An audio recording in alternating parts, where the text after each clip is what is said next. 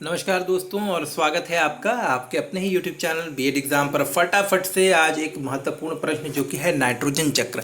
जी हाँ दोस्तों, नाइट्रोजन चक्र को यहाँ पर डिस्कस कर लेते हैं। इसके बाद जल चक्र और उसके बाद में कार्बन चक्र को भी साथ ही साथ में हम लोग डिस्कस कर लेंगे, क्योंकि ये तीन महत्वपूर्ण प्रश्न हैं जो कि 7.5 नंबर के आपके प्रश्न, यानी कि लॉन्ग आंसर टाइप क्वेश्चन जो कि अमूमन 500 वर्डों में लिखने को होता है, आपको वहाँ देखने को मिल सकता है, या फिर ये 8 नंबर के प्रश्नों में भी आ सकता है। तो महत्वपूर्ण प्रश्न है, आइए इसको फटाफट से समझ लेते हैं। दोस्तों, पौधों द्वारा वायुमंडलीय नाइट्रोजन को जब नाइट्रोजन स्थिरीकरण की प्रक्रिया द्वारा विभिन्न यौगिकों में बदलकर ग्रहण कर लिया जाता है, जिससे विभिन्न कार्बनिक यौगिकों का निर्माण किया जाता है, तो इसे हम लोग जो है नाइट्रोजन चक्र की प्रक्रिया कहते हैं।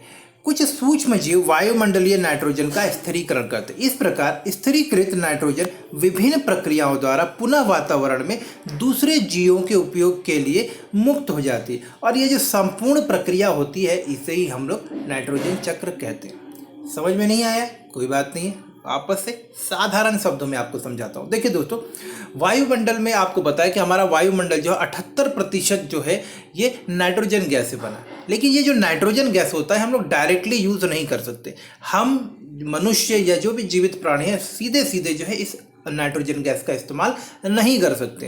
तो क्या होता है, ये जो नाइट्रोजन होता है ये उपयोग करने रूप में हम मनुष्यों द्वारा, पौधों द्वारा इसको जिस रूप में उपयोग किया जा सकता है उस रूप में बदलने की जो पूरी प्रक्रिया है, और वापस जिस रूप में हम इस्तेमाल कर रहे हैं उस रूप में जब हमारी मृत्यु हो जाती है, पौधों की मृत्यु हो जाती है, पौधों का जीवन समाप्त हो जाता है, हमारा जीवन समाप्त हो जाता है, तो हम जिस रूप में यूज़ कर रहे थे उससे वापस उसी रूप में, यानी कि मुक्त नाइट्रोजन, फ्री नाइट्रोजन के फॉर्म में वापस वायुमंडल को लौटाने की जो प्रक्रिया होती है इसे हम लोग नाइट्रोजन चक्र कहते हैं।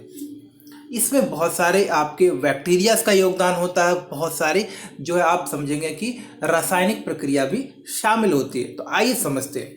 तो नाइट्रोजन चक्र को अगर आपको समझना है तो इसके अंतर्गत कुछ प्रमुख 4 चरण होते हैं। पहला होता है नाइट्रोजन का स्थिरीकरण। जो वातावरण में उपलब्ध नाइट्रोजन है उसका स्थिरीकरण किया जाता है कि जिस फॉर्म में नाइट्रोजन वातावरण में उपलब्ध है उसे उपयोग करने ही लायक, यानी कि जिस रूप में मनुष्य या पौधे इस्तेमाल कर सकते हैं उस रूप में बदलने की प्रक्रिया को नाइट्रोजन स्थिरीकरण कहा जाता है। उसके बाद अमोनीकरण और नाइट्रीकरण, फिर विनाइट्रीकरण, और आगे लास्ट स्टेप जो है वो है नाइट्रोजन का स्थिरीकरण, वापस से पुनः उसी चक्र को। तो ये एक महत्वपूर्ण चक्र है जिसको कि हम लोग यहाँ पर अभी इमेज के माध्यम से भी समझने का प्रयास करेंगे। देखिए दोस्तों, यहाँ पर आपको दिख रहा होगा वातावरण का ही एक फोटो है, सिंपल सा एनसीईआरटी से मैंने लिया हुआ है। यहाँ पर आप देखिए कि जो भी मैं आपको यहाँ पर समझाने का प्रयास करता हूँ। देखिए यहाँ पर अगर आप देखोगे, एक जस्ट मिनट,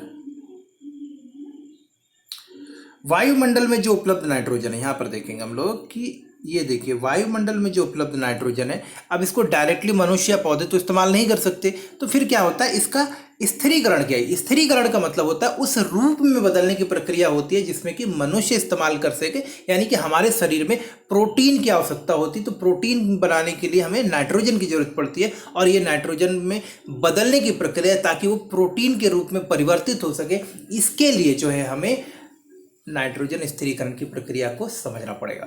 तो देखिए वायुमंडल में जो उपलब्ध नाइट्रोजन है वो आप देखेंगे कई प्रकार से इस्तेमाल किया जाता है। नाइट्रोजन स्थिरीकरण की प्रक्रिया के माध्यम से कई प्रकार से इस्तेमाल किया जाता है। पहला आप देखेंगे ये पौधों द्वारा इस्तेमाल किया जा रहा है। दूसरा, ये वापस वायुमंडल में इंडस्ट्रीज और फैक्ट्री द्वारा इस्तेमाल किया जा रहा है। तो इस तरह से आप यहाँ पे समझने का प्रयास करिए। ये देखिए, तो ये जो आपका वायुमंडल में उपलब्ध अमोनिया है, यहाँ पे समझेंगे जो नाइट्रोजन गैस है वो पहले तो डायरेक्टली पौधे इस्तेमाल करते हैं, इसके बाद ये औद्योगिक जो प्रक्रिया होती है, उद्योग धंधे जो वगैरह जो होते हैं वो इस्तेमाल करते हैं। रुकिए मैं इसको हटा देता हूँ यहाँ से। और जब ये नाइट्रोजन जो है हमारा नाइट्रोजन हरे पौधों के पास पहुंचता है तो हरे पौधों में जो राइजोबियम बैक्टीरिया होती है, जो एजो बैक्टीरिया होती है, वो क्या करते हैं, इसे अमोनीकरण की प्रक्रिया के माध्यम से उस रूप में बदल देते हैं जिससे कि हम इसे इस्तेमाल कर सकते हैं। तो ये अमोनीकरण की प्रक्रिया के माध्यम से जो है अमोनिया में बदलता है, और अमोनिया में बदलने के बाद ये नाइट्राइट्स में टूटता है, और नाइट्रेट्स में, और ये प्रक्रिया इसी तरह से चलती रहती है। अब देखिए, अब जब जीवित प्राणी भी, अब हरे पौधों को कौन खाता है, जीवित प्राणी भी खाते हैं, तो हरे पौधों को जो जीवित प्राणी खाते हैं तो उनके रूप से भी, उनके मल के रूप में, उनकी मृत्यु के पश्चात भी जो है नाइट्रोजन वातावरण को वापस लौटा दिया जाता है। और ये जो प्रक्रिया होती है इसी तरह से लगातार चलती रहती है और इस पूरी प्रक्रिया को ही हम लोग जो है नाइट्रोजन चक्र कहते हैं। उम्मीद कर रहा हूँ इस बात को आप समझ पा रहे हो। डायग्राम को दोबारा देखेंगे तो आपको और बेहतर तरीके से समझ पाए। सो नाइट्रोजन आमतौर पे देखिए दोस्तों क्या होता है, दो अणुओं से मिलकर बना होता है। आपने पढ़ा होगा नाइट्रोजन N2 लिखा जाता है, N2। तो दो अणुओं से मिलकर बनता है और नाइट्रोजन को अमोनिया या अन्य अणुओं में बदलने की जो प्रक्रिया होती है इसे ही हम लोग नाइट्रोजन स्थिरीकरण कहते हैं। और ये दो तरीके से होते हैं। एक होता है अजैविक स्थिरीकरण, यह दो प्रकार से होता है।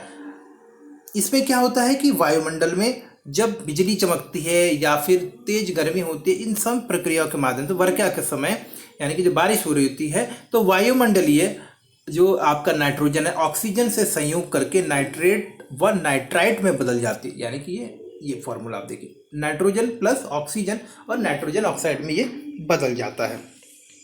ये देखिए, ये प्रक्रिया आप यहाँ पे चाहे तो लिख सकते हैं, ये प्राकृतिक प्रक्रिया है। और नाइट्रोजन डाइऑक्साइड और वाटर मिलकर जो है हाइड्रोनाइट्राइट में बदल जाते हैं आपके। और दूसरी प्रक्रिया होती है आपके यहाँ पर देखेंगे जो औद्योगिक प्रक्रिया के माध्यम से जो है नाइट्रोजन का स्थिरीकरण किया जाता है। तो पहली प्रक्रिया थी प्राकृतिक। यहाँ पर क्या होता है, अत्यधिक दाब ताप तथा उत्प्रेरक की उपस्थिति में वायुमंडलीय नाइट्रोजन व हाइड्रोजन संयोग कर अमोनिया का निर्माण करते हैं। अमोनिया का उपयोग रासायनिक उर्वरक के रूप में किया जाता है। तो इस तरह से भी जो है नाइट्रोजन की जो आवश्यकता होती है पेड़ पौधों को, मनुष्य को, उसकी पूर्ति के लिए हम औद्योगिक स्तर पर भी जो है प्रक्रिया करके नाइट्रोजन को हम लोग उपलब्ध कर सकते हैं। अब देखिए, जैविक नाइट्रोजन स्थिरीकरण सूक्ष्म जीवों के द्वारा होने वाली स्थिरीकरण की प्रक्रिया। इसमें असहज नाइट्रोजन स्थिरीकरण की प्रक्रिया होती है जिसमें कि कुछ सूक्ष्म जीव स्वतंत्र रूप से जो मिट्टी में होते हैं वो नाइट्रोजन को बदलने का काम करते हैं। वायुमंडल में जो उपलब्ध नाइट्रोजन है उसे उपयोग होने लायक नाइट्रोजन के रूप में बदलने का काम करते हैं। और ये भी कुछ तीन प्रकार के होते हैं। एक होते हैं वायजीय जीवाणु जिनको एजोबैक्टर कहते हैं, अवायवीय जीवाणु जिसे क्लस्ट्रोडियम कहते हैं, और नील रहित शैवाल नॉन स्टॉक एनाबीना। इस तरह के नाम में थोड़ा ध्यान रखिएगा, फटाफट से कंप्लीट करते हैं इसको। तो इस तरह से आपका नाइट्रोजन का जो है आपका स्थिरीकरण होता है। अब दूसरी प्रक्रिया है नाइट्रीकरण। जी हाँ दोस्तों, महत्वपूर्ण बात है कि नाइट्रीकरण, अब वातावरण से क्या हुआ, नाइट्रोजन को मुक्त तो कर लिया गया है प्रक्रिया स्थिरीकरण के माध्यम से। अब इस प्रक्रिया में मिट्टी में जो बैक्टीरिया उपस्थित हैं वो अमोनिया नाइट्रेट में मतलब बदल देते हैं। तो इस प्रक्रिया में मिट्टी में बैक्टीरिया की उपस्थिति से अमोनिया नाइट्रेट में बदल दी जाती है। नाइट्राइट्स अमोनिया के ऑक्सीकरण से नाइट्रोसोमेन बैक्टीरिया प्रजाति की मदद से बनते हैं। बाद में उत्पादित नाइट्राइट्स नाइट्रोबैक्टीरिया द्वारा नाइट्रेट्स में परिवर्तित हो जाते हैं। यह रूपांतरण बहुत महत्वपूर्ण है क्योंकि अमोनिया गैस पौधों के लिए विषैली होती है।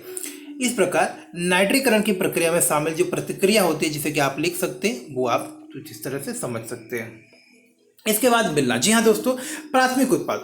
पौधे अपनी जड़ों की मदद से मिट्टी में जो नाइट्रोजन यौगिक होता है उसे ग्रहण करते हैं जो ammonia nitrite ion, nitrate ion और अमोनियन आयनों के रूप में उपलब्ध होते हैं। ये भी हमारा तीसरा महत्वपूर्ण चरण है, मिलना।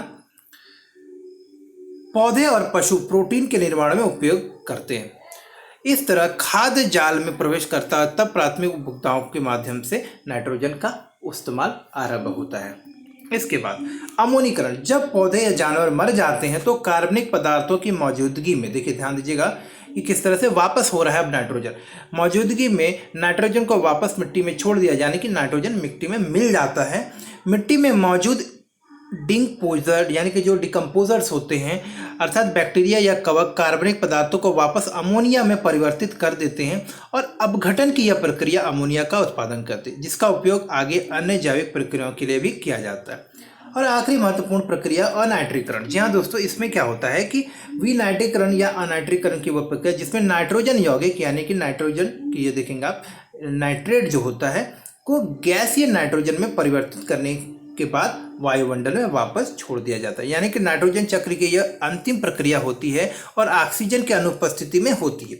विनाइट्रीकरण की प्रक्रिया है, विनाइट्रीकरण जीवाणु प्रजातियां क्लोस्ट्रीडियम और स्यूडोमोनास द्वारा किया जाता है, जो ऑक्सीजन प्राप्त करने के लिए नाइट्रोजन को संसाधित करेगा और उत्पाद के रूप में मुक्त नाइट्रोजन गैस उपलब्ध कराता है। तो ये संक्षिप्त में आपके लिए नाइट्रोजन की प्रक्रिया थी, नाइट्रोजन चक्र की प्रक्रिया थी। उम्मीद करता हूँ ये आपको समझ में आ गया होगा।